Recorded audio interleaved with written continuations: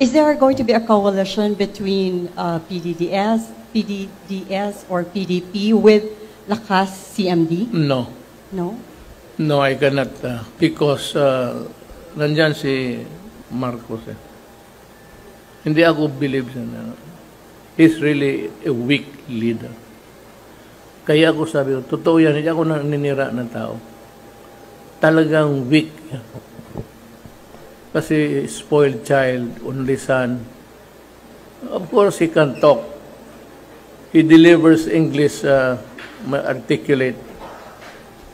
Pero ang-aral kasi kung saan-saan sa labas. Pero kasabihin mo may crisis, gano'n. He's a weak leader.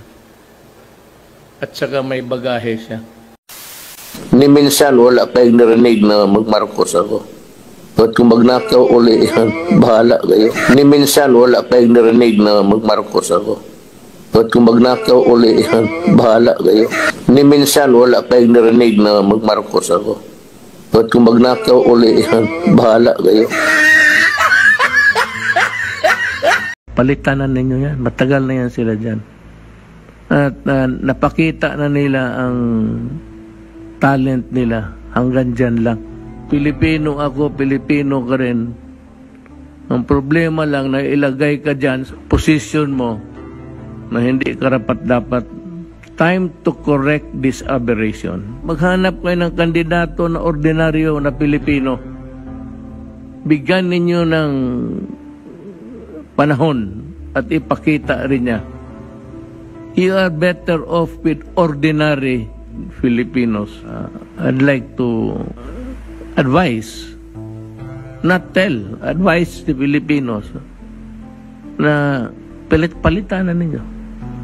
Paano? Huwag ninyong iboto.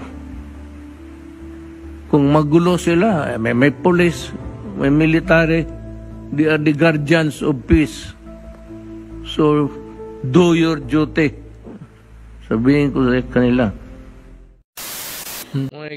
May kandidato tayo na nagko-cocaine yan. Yung mga anak ng mga mayaman. Kaya ako nagtaka ako, anong nagawa yung tao niya? I'm just asking. What contribution has he made para sa Pilipinas?